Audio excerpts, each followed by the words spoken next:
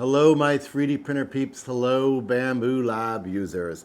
I'm here with the Bambu Lab P1P, which is virtually identical to the P1S, minus of course the enclosure. And today we are going to install the Panda Status. This is a fancy light that can be used for fun LED effects or displaying the print status of your Bambu machines. I will be installing it on the P1P. You can likely follow along with your P1S. I chose the P1P because it's easier to work with on camera without the enclosure. Speaking of enclosure, before we start, you will need to download and print a small enclosure for a circuit board inside this box. Let's pop over to the wiki and download that now. Head over to bttwiki.com/panda_status and you'll be brought to the Panda Status Wiki. Scroll down and look for this link right here under Assembly Manual to enter MakerWorld. Here on MakerWorld, you will find the installation case for your Panda Status circuit board. Download the 3MF and import it into Bambu Studio. You would do that by simply opening a new project in Bambu Studio and dragging that file onto the print bed.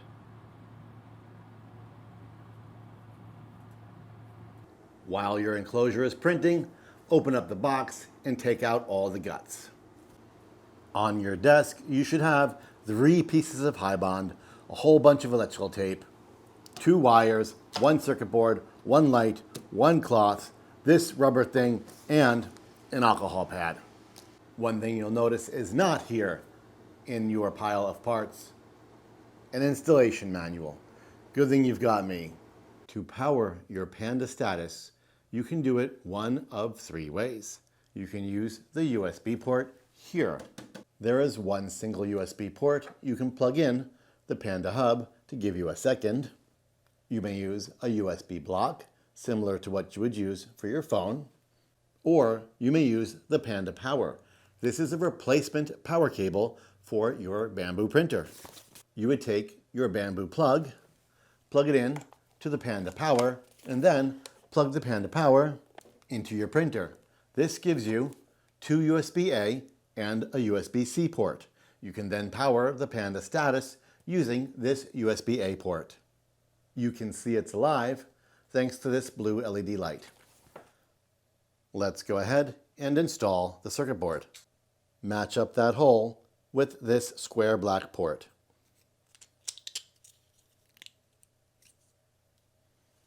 It should look like this. Line up the pegs.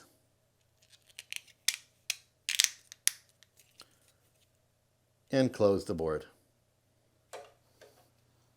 Place the case on the lip, depress the spring, and slide it under. Take note of this port right here. On your P1S printer, you will need to remove this piece. With that piece removed, feed the cable through the slot.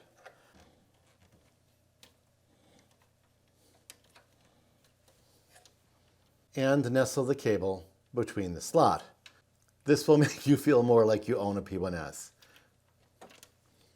If you'd like, you can actually run the Bowden tube through this fitting. Just like a P1S, you'll see the wire here in the slot. I am perfectly fine using the original coupler for filament. Had I got a lid or a case for my P1P, I would want to use this adapter. While we are here, remove as much slack as possible from the USB-C cable and plug it in to the USB port on the board in this case. Plug in either side of the other cable to the front of the case. It only fits one way. The little notch will face down. You are going to run this cable down the back of the inside of the machine. We will start that by following the wires that are already there. Stick it in the hole right here and feed it through. You see that hole? You might notice there's already clips for you. Fish that wire underneath those clips. Continue down the back wall and underneath the bed. Remember all that annoying tape?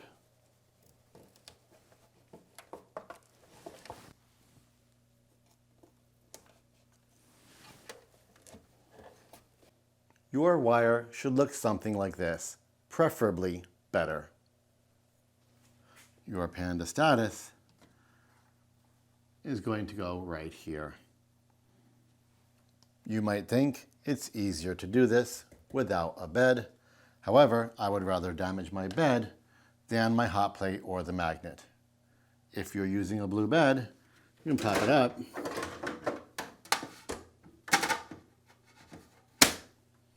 and turn it around. That'll make your life easier. Peel off this tape. Keep in mind, high bond is no joke.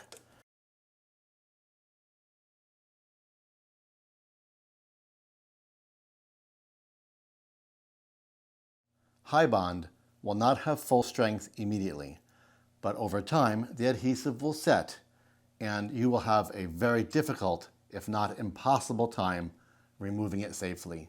Please do this carefully. You could have connected this first, but I'm going to connect it afterwards. Underneath, behind the light, connect the other end of the little white cable to that port. It only fits one way with the notch facing up. If you'd like, now might be a good time to neatly tape the cable underneath the bed. I'm going to let mine hang. This leaves us with one task remaining, plugging in the USB cable. You may plug it in to a USB-A phone block, or you may plug it in to the Big Tree Tech Panda Power. You may find the USB slot hiding behind the screen on your P1 printer and plug it in there.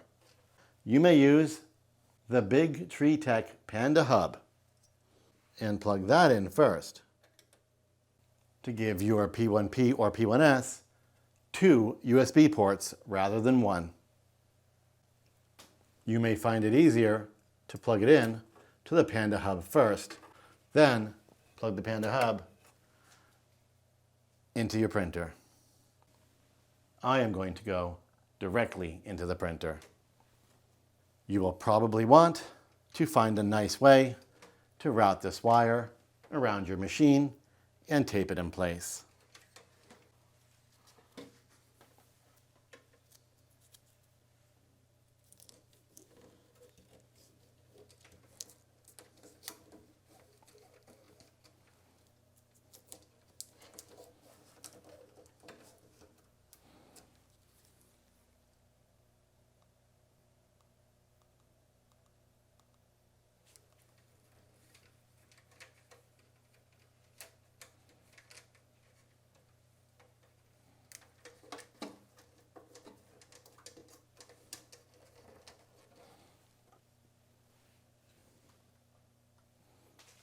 It's now time to power on our printer. Don't forget, unless you are using the built-in USB port, you will also need to plug in your Panda status.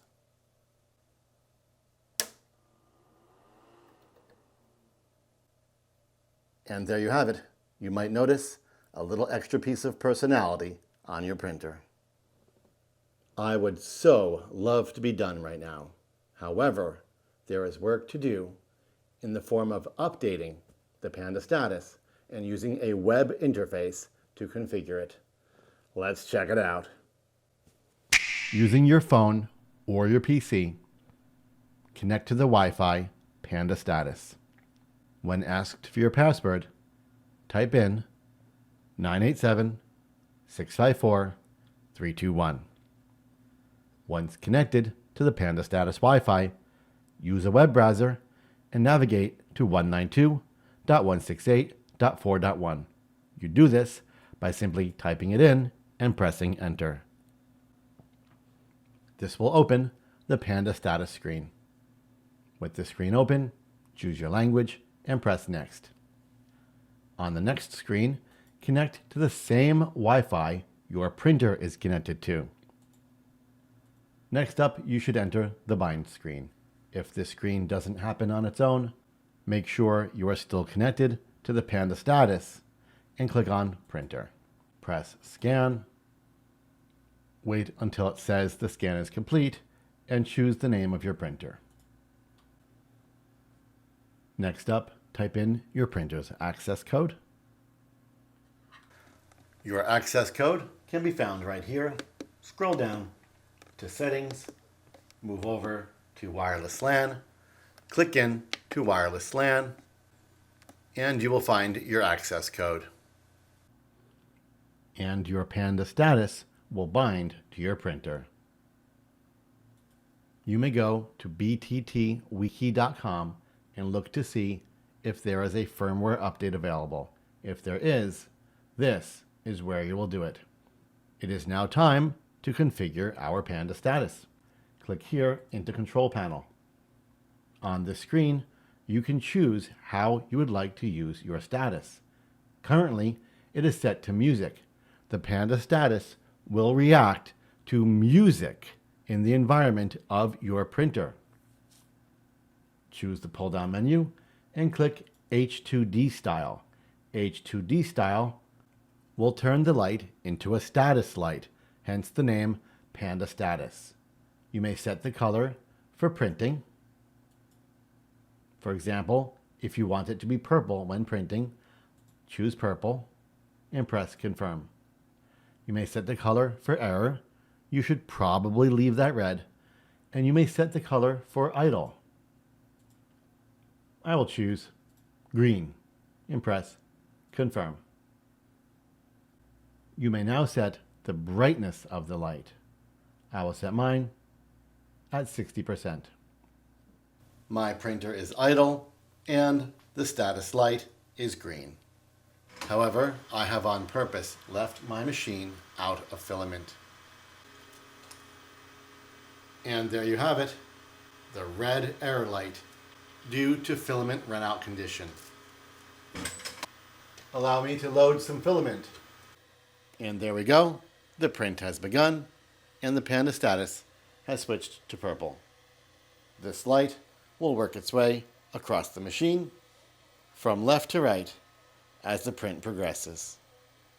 Let's go ahead and manually stop the print. The Panda status has returned to green, indicating the printer is idle. Congratulations, your Panda status is installed.